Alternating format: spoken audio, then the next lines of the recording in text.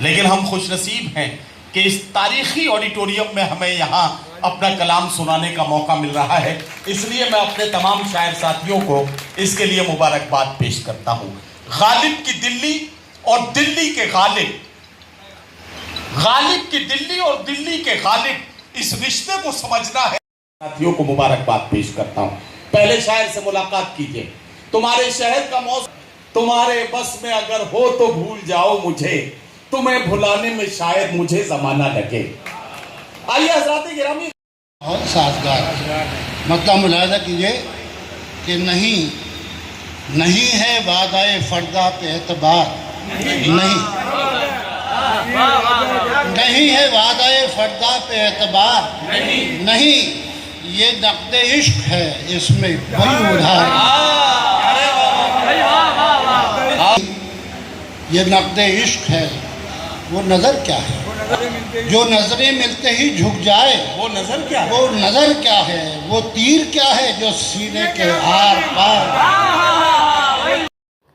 Urdu academy کے اس مشاعرے میں افضل منگلوری، راشدہ باقی حیا، جہاز دیوبندی، شیوان قادری، نوری پاروی، عرفان احمد، فرید قریشی، امیر امروہوی، قمر انجم، خصال مہندی، نعیم ہندوستانی سمیت بہت سے شاعروں نے اپنے اپنے کلام پیش کیے. پیش رپورٹ. سیریز آپ نے جشن آزادی کری، کیا کہنا چاہیں گے اس کے بارے میں؟ لگاتار جو ہے پاپولر ہو رہی ہے 3-4 دن. اب تک 3 مشاعرے ہو چکے ہیں جشن آزادی کے تعلق سے، اور تینوں دلی کے مختلف علاقوں میں ہوئے. کوشش یہی تھی کہ زیادہ سے زیادہ شعراء اس میں شریک ہو سکیں اور زیادہ سے زیادہ سامعین مختلف علاقوں میں شریک ہو سکیں، کیونکہ یہ آزادی کا پیغام ہے تو یہ تمام عوام تک بھی اور خواص تک بھی پہنچنا چاہیے. بہت کامیابی سے پہنچا ماشاءاللہ. بہت اچھا کلام پڑھا گیا، لوگوں نے بہت دلچسپی سے سنا. اس اعتبار سے تینوں مشاعرے بہت کامیاب رہے. اب چوتھا مشاعرہ 30 تاریخ کو جامعہ کے انصاری آڈیٹوریم میں ہوگا. وہ بڑی جگہ ہے، یقیناً وہاں سامعین بھی بہت آتے ہیں. وہی ہے کہ وہ بھی بہت کامیاب ہوگا. میں سمجھتا ہوں کہ آزادی جو ہمارا ایک بہت عام ورثہ ہے، ایک بہت بڑی نعمت ہے جس کو ہمیں سنبھال کے رکھنا چاہیے، اس کی حفاظت کرنی چاہیے اور نئی نسل تک اس پیغام کو پہنچانا چاہیے، کیونکہ یہ ہماری تاریخ ہے. تو اس اعتبار سے دیکھیں کہ یہ مشاعرے شیخ رسول صاحب، آپ نے ایک کے بجائے 4 مشاعرے کیے، کہیں نہ کہیں یہ ہو رہا ہے، لیکن جو عام لوگوں تک اس کی جو پہنچ ہونی چاہیے وہ نہیں پہنچ پا رہی. کیا وجہ سمجھ رہے ہیں، کیا ریزن ہے؟ دیکھتے یہاں یہ جو غالب اکیڈمی ہے جی، اس میں میں نے 50 مشاعروں میں شرکت کی ہے، اور آج جو آپ نے دیکھا پورا حال بھرا ہوا تھا. یہ نہیں کہہ سکتے کہ صاحب عوام تک بات نہیں پہنچ رہی ہے. دوسرا یہ کہ یہ تو لائیو بھی ہو رہا ہے فیس بک پر، پوری دنیا سن رہی ہے. میرے پاس فیڈ بیک آتے ہیں لوگوں کے ہندوستان کے مختلف شہروں سے اور ہندوستان کے بعد دوسرے ملکوں سے.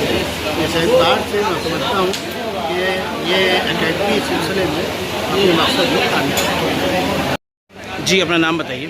مولانا زاہد رضا رضوی، سابق چیئرمین اسٹیٹ حج کمیٹی اور مدرسہ بورڈ اتراکھنڈ. مولانا صاحب، آج آپ یہاں جشن آزادی کا جو مشاعرہ تھا دلی اردو اکیڈمی کی طرف سے، کیا کہنا چاہیں گے اس کے بارے میں؟ آپ نے یہاں شرکت کی. دہلی اردو اکیڈمی کو، اس کے تمام ذمہ داران کو، نو منتخب وائس چیئرمین صاحب کو بہت قلب کی گہرائیوں سے مبارکباد پیش کرتا ہوں.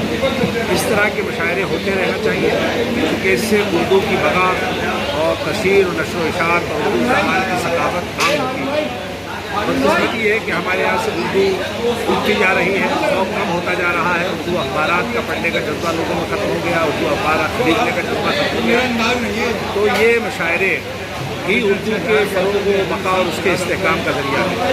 تو بہت خوش آئند علامت ہے. دوبارہ سے وائس چیئرمین بنے پروفیسر ڈاکٹر شیخ رسول صاحب، اور ان کی کوششوں سے اور کاوشوں سے، اور ویسے ماضی میں بھی دہلی اردو اکیڈمی اس طرح کے کارنامے کرتی رہی ہے جس سے اردو کو فروغ ملے گا، اردو کو تہذیب و تمدن اور زبان کو ارتقاء میسر ہوگا.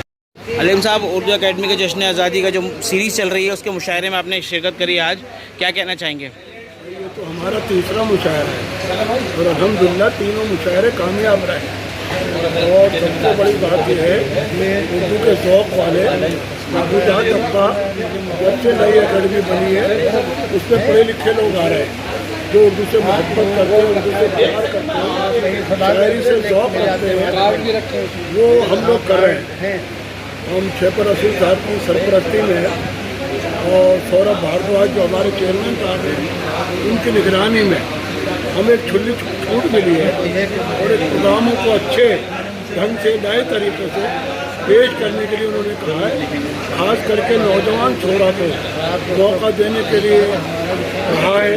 आज हमने देखा अकेडमी के मुशायरे में भी, गालिब अकेडमी के मुशायरे में, यहाँ ज़्यादातर नौजवान छोरा ने अपना कलाम सुनाया और उसको लोगों ने पसंद किया।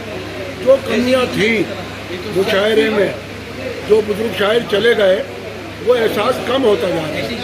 अब नई नस्ल के नौजवान उस ज़मीन में शेर भी कह रहे हैं और क्लासिकल तौर पे भी, और गज़ल का जो मकसद है उसको बयान करने के लिए वो पूरी जस्तजू कर रहे हैं।